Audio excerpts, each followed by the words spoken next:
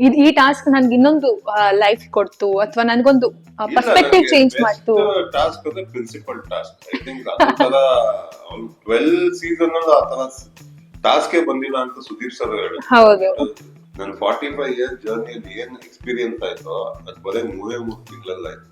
So that is Bigg Boss. ಇಲ್ಲಿ already reality show ಮಾಡಿದ್ದ, ಇದು 7 shows. ಇದು ಒಂದು reality show. He knows how to play the game and ಆ experience ಇದೆ. ಆ ಒಂದು ರಿಯಾಲಿಟಿ ಶೋ ಅಲ್ಲಿ ಹಿಂಗೆ ಬಳಸ್ಕೋಬೇಕು ಸ್ಟೇಜ್. ನಾವೆಲ್ಲ very new to reality show and ನನಗ್ ಸಿಕ್ಕಿದ್ 2 days. Maybe Gilli had more time to prepare and Kannada industry ಸ್ವಲ್ಪ ಗೋಯಿಂಗ್ ಇನ್ ಅ ಪ್ಯಾಚ್. ಸ್ವಲ್ಪ ಮೂವೀಸ್ ಎಲ್ಲ ಕಮ್ಮಿ ಆಗ್ತಾ ಇದೆ, ಯಾವ ಮೂವಿನೂ ಸ್ವಲ್ಪ ಮಾಡ್ತಾ ಇಲ್ಲ. ಸೊ ತಮಿಳ್ ತೆಲುಗು ಇಂದ ಜಾಸ್ತಿ ಕಾಲ್ಸ್ ಬರ್ತಾ ಇದೆ. 126 kgs ಇದೆ ನಾನು ಎಂಟರ್ ಆದಾಗ. ಆಲ್ಮೋಸ್ಟ್ 25 kgs ಲಾಸ್ ಆಗಿದೆ ಮನೆಯಲ್ಲಿ. Janvi she is a show girl. Makeup ಮಾಡ್ಕೊಂಡು ತುಂಬಾ ಚೆನ್ನಾಗಿ ರೆಡಿ ಆಗಿ, ಅವರು ಡ್ರೆಸ್ಸಿಂಗ್ ಸೆನ್ಸ್ ತುಂಬಾ ಚೆನ್ನಾಗಿತ್ತು. ಫ್ಯಾಷನ್ ಲೇಡಿ ತರ ಓಡಾಡೋದು. ಬಿಗ್ ಬಾಸ್ ಮನೆಯಲ್ಲೇ ಫ್ಯಾಷನ್ ಲೇಡಿ. ಲೈಫ್ ಅಲ್ಲಿ ಇದ್ದಿದ್ದೆ ಎರಡೇ, ಅಂದ್ರೆ ದರ್ಶನ್ ಸರ್ ಜೊತೆ ಮೂವಿ ಮಾಡ್ಬೇಕು, ಸುದೀಪ್ ಅವ್ರ ಜೊತೆ ಮಾಡ್ಬೇಕು ಅಂತ. Darshan sir is very close to me. ಅಂದ್ರೆ ನನ್ನ ಕೈ ಹಿಡಿದಿದ್ದೆ ದರ್ಶನ್ ಸರ್. ಅವರಿಂದಾನೇ ನಾನು ಇವತ್ತಿಗೆ ಕೂತಿದ್ದೀನಿ. ಅವ್ರಿಲ್ಲ ಅಂದ್ರೆ ಆಗ್ತಾ ಇರ್ಲಿಲ್ಲ. ಬ್ಯಾಕ್ ಟು ಬ್ಯಾಕ್ 3 ಮೂವಿ ಕೊಟ್ಟರು.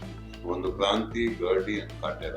ವಿತೌಟ್ ಇವನ್ ಒಂದು ಕ್ವಶನ್, ಮೂವಿ ಮಾಡ್ತೀನಿ ಸರ್ ಅಂತ ಹೇಳಿದ್ದಷ್ಟೇ. ನೆಕ್ಸ್ಟ್ ಡೇನೆ ಕರೆದು 3 ಮೂವಿ ಕೊಟ್ಟರು. Is like that. ಸೊ ನಮ್ಗೆ ಗಾಡ್ ಫಾದರ್.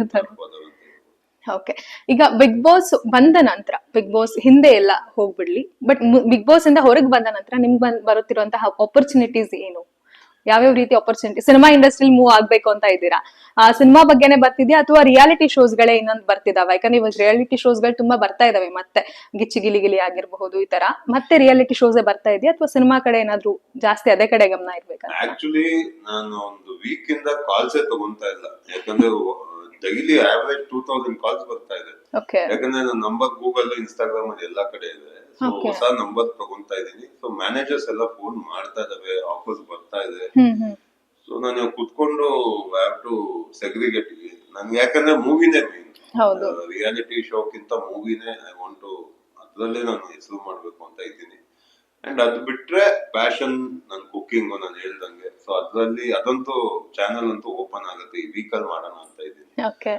ಸೊ ನೋಡೋಣ, ಆಪರ್ಚುನಿಟೀಸ್ ಅಂತೂ ಬರ್ತಾ ಇದೆ. ಸೆಲೆಕ್ಟ್ ಮಾಡ್ಕೋಬೇಕು ಅಷ್ಟೇ. ಯಾವ್ದು ನನಗೆ ಸೂಟ್ ಆಗುತ್ತೋ ಅದನ್ನ ಸೆಲೆಕ್ಟ್ ಮಾಡ್ಕೊಂತೀನಿ. ಅವಾಗ್ಲೇ ಮಾತಾಡ್ಬೇಕಾದ್ರೆ ಹೇಳ್ತಿದ್ರಿ ಕನ್ನಡದಲ್ಲಿ ಸ್ವಲ್ಪ ಆಪರ್ಚುನಿಟೀಸ್ ಕಮ್ಮಿ ಬರ್ತಿದೆ, ಅದು ಬೇಜಾರಿದೆ ಅಂತ ಹೇಳಿ. ಕನ್ನಡದಲ್ಲಿ ಯಾವ ರೀತಿ ಆಪರ್ಚುನಿಟಿ ವೇಟ್ ಮಾಡ್ತಿದ್ರ? ವಿಲನ್ ಲುಕ್ ಹೌದು, ಬಟ್ ಯಾವ ತರ? ಸೊ ಯಾವುದೇ ಕ್ಯಾರೆಕ್ಟರ್ ಆದ್ರೂ okay, I am ready to do. But ನನ್ನ ಮೇನ್ ಫೋಕಸ್ ವಿಲನ್ ಆಗ್ಬೇಕು ಅಂತ. ಬಟ್ ಅದೇ ನಮ್ಮ ಕನ್ನಡ ಇಂಡಸ್ಟ್ರಿ ಸ್ವಲ್ಪ ಗೋಯಿಂಗ್ ಇನ್ ಅ ಪ್ಯಾಚ್.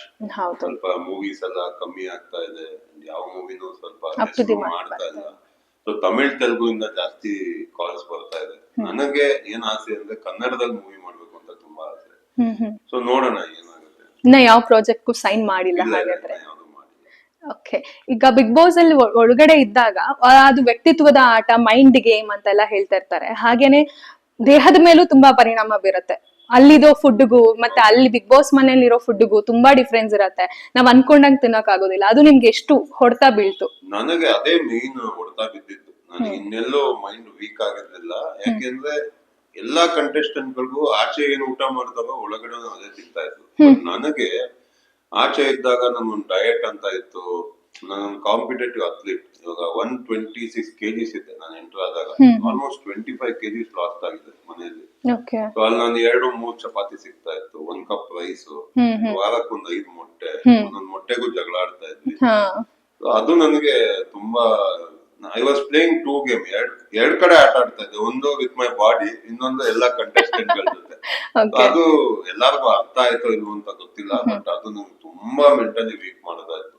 ತುಂಬಾ ಬಾಡಿ ಡ್ರಾಸ್ಟಿಕ್ ಚೇಂಜ್ ಆಗೋಯ್ತು ನಾನು 3 months ಅಲ್ಲಿ. 25 kg is too much. ಹೌದು, ಇವಾಗ ಸ್ಟಾರ್ಟ್ ಮಾಡ್ಕೊಂಡಿದ್ದೀರಾ? ಮತ್ತೆ ಇವತ್ತಿಂದ ಸ್ಟಾರ್ಟ್ ಮಾಡಿದೆ ಮತ್ತೆ ವರ್ಕೌಟ್. ಯಾಕಂದ್ರೆ ನಾನು ಮಾಡ್ಲಿಂಗ್ ಅಲ್ಲಿ ಮತ್ತೆ ವಾಪಸ್ ಹೋಗೋಣ ಅಂತ. ಇವಾಗ into modelling for 5 years. RAM shows ಎಲ್ಲ ಮಾಡ್ತಾ ಇದ್ದೆ. ಆಡ್ ಶೂಟ್ಸ್ ಎಲ್ಲ ಬರ್ತಾ ಇದೆ ನನಗೆ ಇವಾಗ, ಡಿಸೈನರ್ ವೇರ್ಸ್ ಅದೆಲ್ಲ. ಡೂ ದಟ್ ರ್ಯಾಮ್ ಶೋಸ್ ಅದೆಲ್ಲ ಮಾಡೋಣ. ಅಂದ್ರೆ ಬ್ರ್ಯಾಂಡ್ ಆಗ್ಬೇಕು, ಬ್ರ್ಯಾಂಡ್ ಅಂಬಾಸಿಡರ್ ಆಗ್ಬೇಕು ಅಂತ ಆಲ್ರೆಡಿ ಅದು ಒಂದು ಪ್ಯಾಷನ್ ಇತ್ತು ಮುಂಚೆ. ಫ್ಯಾಷನ್ ಅಲ್ಲಿ ವಾಂಟೆಡ್ ಟು ಬಿ. ಅದರಿಂದ ಮತ್ತೆ ಸ್ಟಾರ್ಟ್ ಮಾಡೋಣ ಅಂತ. ಹಾಗೆ ಎಷ್ಟೊಂದು ಸ್ಟಾರ್ಟ್ಅಪ್ಗೆ ಸಿಇಒ ಆಗಿದ್ರಿ, ಆ ಒಂದು ಜರ್ನಿ ಬಗ್ಗೆ ಹೇಳಿ. ಸ್ಟಾರ್ಟ್ಅಪ್ ಅಂದ್ರೆ ನಂದು ಜಿಮ್ ಅಂತ ಇರೋದು, ಅದ್ಬಿಟ್ರೆ ಇದೆ ಇವಾಗ ಫ್ಯಾಷನ್ ಒಂದು ಪ್ಲಾನ್ ಮಾಡ್ತಾ ಇದೀನಿ ಅಂಡ್ ಕುಕಿಂಗ್ ಒಂದು ಪ್ಲಾನ್ ಮಾಡ್ತಾ ಇದೀನಿ. ಯಾವ್ದು ಸ್ಟಾರ್ಟ್ ಆಗಿಲ್ಲ ಅಷ್ಟೇ. ಎಲ್ಲ ಸ್ಟಾರ್ಟ್ ಮಾಡ್ಬೇಕು ಅಂತ.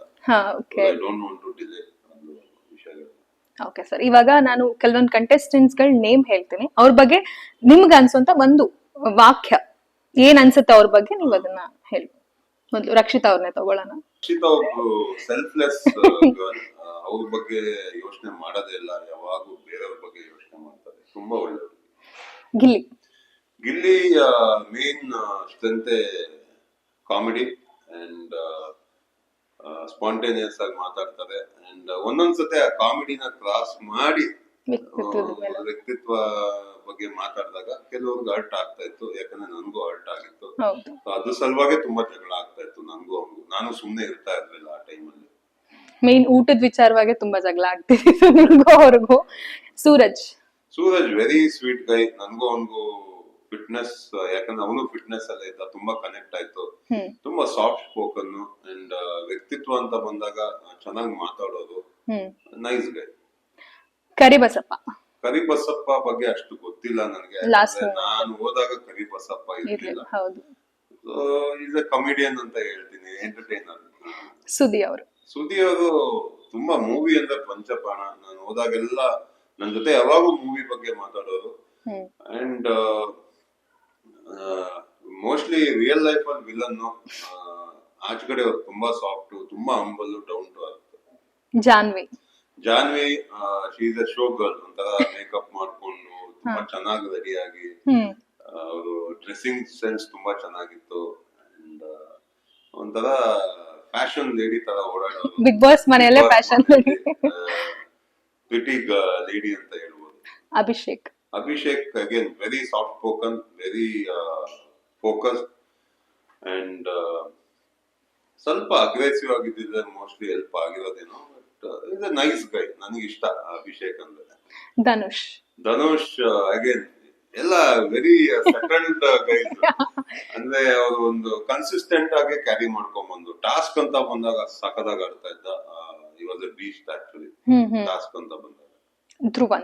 ಧ್ರುವಂತ್ ತುಂಬಾ ಜಾಗದಲ್ಲಿ ಹೇಳಿದ್ರು ನಂಗೆ, ಪ್ರೀವಿಯಸ್ ಲೈಫ್ ಅಲ್ಲಿ ತುಂಬಾ ಟ್ರೋಮಾಸ್ ಇತ್ತು, ಅದಿತ್ತು ಅಂತ. ಮನೆಯಲ್ಲಿ ಕ್ಲೀನಿಂಗ್ ಅಂತ ಬಂದಾಗ ಅಂಡ್ ಈ ವಾಸ್ ವೆರಿ ದೇವರು ಅಂದ್ರೆ ತುಂಬಾ ಭಕ್ತಿ, ಮಹಾಕಾಲ್ ಅಂತ ಹೇಳೋದು. ಚೆನ್ನಾಗ್ ಆಡ್ತಾ ಇದ್ರು ಅಂಡ್ ಲಿಟಲ್ ಇದು ಅಂದ್ರೆ ಒಂದ್ ವಾರ ಹೆಂಗಿರ್ತಾರ ನೆಕ್ಸ್ಟ್ ವೀಕ್ ಹಂಗಿರ್ತಾ ಇರ್ಲಿಲ್ಲ. ಸೊ ಚೇಂಜ್ ಆಗ್ತಾ ಇದ್ರು. ಅದ್ ಬಿಟ್ರೆ ಏನು ಪ್ರಾಬ್ಲಮ್ ಇಲ್ಲ. ಮಾಡು ಫಿಲ್ಡ್ ವಿತ್ ಟ್ಯಾಲೆಂಟ್, ತುಂಬಾ ಟ್ಯಾಲೆಂಟೆಡ್ ಫೆಲೋ. ಮಾತು ಕಮ್ಮಿ, ಮಾತು ಆಕ್ಚುಲಿ ಚೆನ್ನಾಗ್ ಆಡ್ತಾರೆ. ಮೇ ಬಿ ಅವ್ರು ಮಾತಾಡೋದು ಅರ್ಥ ಆಗ್ತಾ ಇರ್ಲಿಲ್ಲ ಅಂಡ್ ಸ್ಟೇಜ್ ಅಂತ ಬಂದಾಗ ಸ್ವಲ್ಪ ಕನ್ಫ್ಯೂಸ್ ಆಗೋದು. ನಮ್ ಜೊತೆ ಚೆನ್ನಾಗಿ ಮಾತಾಡೋದು. ಕ್ಯಾಮ್ರಾ ಸ್ಟೇಜ್ ಅಂತ ಬರ್ತಲ್ಲ, ಲೈಕ್ ನಾಮಿನೇಷನ್, ಆ ಟೈಮಲ್ಲಿ ಸ್ವಲ್ಪ ಕನ್ಫ್ಯೂಸ್ ಆಗೋದು. ಸತೀಶ್ ಕೆಳವಂಶ ಆಕ್ಚುಲಿ ಅವ್ರನ್ನ ಬೀಟ್ ಮಾಡಿದ್ದೆ ಒಂದ್ಸತೆ, ಅದು ಫೈನಲ್ ಇದ್ದಾಗ. ಕ್ಯಾರೆಕ್ಟರ್ ಬಗ್ಗೆ ಅಂದ್ರೆ ಇನ್ಸ್ಟಾಗ್ರಾಮ್ ಅಲ್ಲೆಲ್ಲ ನೋಡ್ತಾ ಇರ್ತೀನಿ, ನಾನ್ ಯಾವತ್ತೂ ಅವ್ರನ್ನ ಮೀಟ್ ಮಾಡಿಲ್ಲ. ಸೊ ಕಮೆಂಟ್ ಮಾಡೋದು ತಪ್ಪಾಗುತ್ತೆ, ಸೊ ಗೊತ್ತಿಲ್ಲ. ಅಶ್ವಿನಿ ಗೌಡ ಅವರು ಅದೇ ಸ್ಟಾರ್ಟಿಂಗ್ ಇಂದ ನನ್ಗೂ ಅವ್ರಿಗೂ ಒಂದೇ ಕ್ಲಾಶ್. ನೀವೇನ್ ಮಾತಾಡ್ತಿರೋ ಅದನ್ನ ನೀವು ಫಾಲೋ ಮಾಡಲ್ಲ, ಅದೇ ಇದ್ದಿತ್ತು ಟ್ಯಾಗ್ ಅವ್ರಿಗೆ. ಲಾಸ್ಟ್ ತನಕ ಅದೇ ಬಂತು ಅಂಡ್ ಆಚೆ ಬಂದಾಗೂ ವಿಡಿಯೋಸ್ ಎಲ್ಲ ನೋಡ್ತಾ ಇದೀನಿ. ಮೇ ಬಿ ನೀವ್ ಹೇಳ್ದಂಗೆ ಅದು ಕ್ಯಾರಿ ಆಗ್ತಾ ಇದೆ ಅಂತ ಅನ್ಸುತ್ತೆ ನಿಮ್ಗೆ. ರಾಶಿಕಾ ವೆರಿ ಸ್ವೀಟ್ ಗರ್ಲ್, ತುಂಬಾ ಕೋಪ, ಅಳ್ತಾ ಇದ್ಲು ಅಂಡ್ ಯಾವಾಗೂ ನಗೋರು. ಅಂಡ್ ಟಾಸ್ಕ್ ಅಂತ ಬಂದಾಗ ಸೂಪರ್. ನಮ್ ಇಡೀ ಬಿಗ್ ಬಾಸ್ ಮನೇಲಿ she was amazing when it comes to task. ನನ್ಗೆ ಅವ್ರು ತುಂಬಾ ಇಷ್ಟ.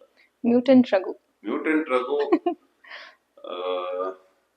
Is a mixture of everything. ಏನಾದ್ರು ಬರ್ಲಿ, ಟಾಸ್ಕ್ ಬರ್ಲಿ, ಮನೆ ಕೆಲಸ ಬರ್ಲಿ, ಕುಕಿಂಗ್ ಬರ್ಲಿ, ನಾಮಿನೇಷನ್ ಬರ್ಲಿ, ವ್ಯಕ್ತಿತ್ವ ಅಂತ ಬರ್ಲಿ, ಸೊ ಎಲ್ಲಾದ್ರಲ್ಲೂ I was giving my best.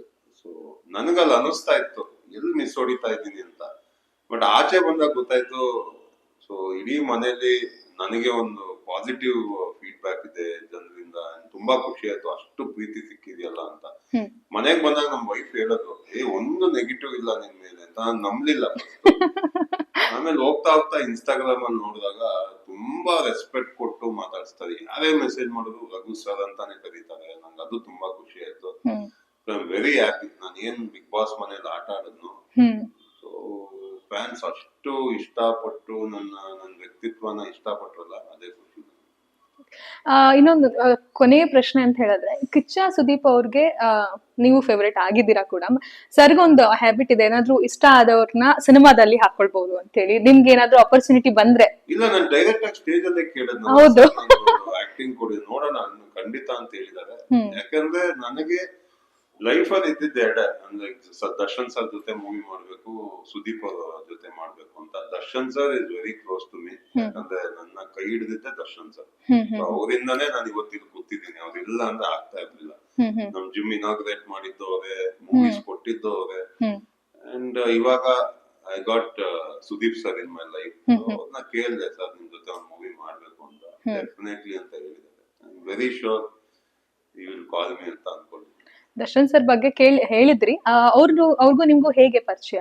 ಏನಿಲ್ಲ, ಹೈದರಾಬಾದ್ ಟೈಮ್ ಅಲ್ಲಿ ಅವರು 6 ಪ್ಯಾಕ್ಸ್ ಮಾಡುವಾಗ ನನ್ನ ಫ್ರೆಂಡ್ಸ್ ಕನೆಕ್ಷನ್ ಆಗುತ್ತೆ. ಅವಾಗ ನಂಗೆ ಮೂವಿಯಲ್ಲಿ ಇಂಟ್ರೆಸ್ಟ್ ಇರ್ಲಿಲ್ಲ. ಹಂಗೆ ಹೋಗ್ತಾ ಹೋಗ್ತಾ ಅವ್ರ ಮನೆಗೆ ಹೋಗೋದು, ಅವೆಲ್ಲ ನಮ್ಮ ಫ್ಯಾಮಿಲಿ ಫಂಕ್ಷನ್ ಆಗ್ಲಿ ಏನೇ ಆದ್ರೂ ಕರೀತಾ ಇದ್ರು. ನಮ್ ವೈಫ್ಗೂ ತುಂಬಾ ಕ್ಲೋಸ್.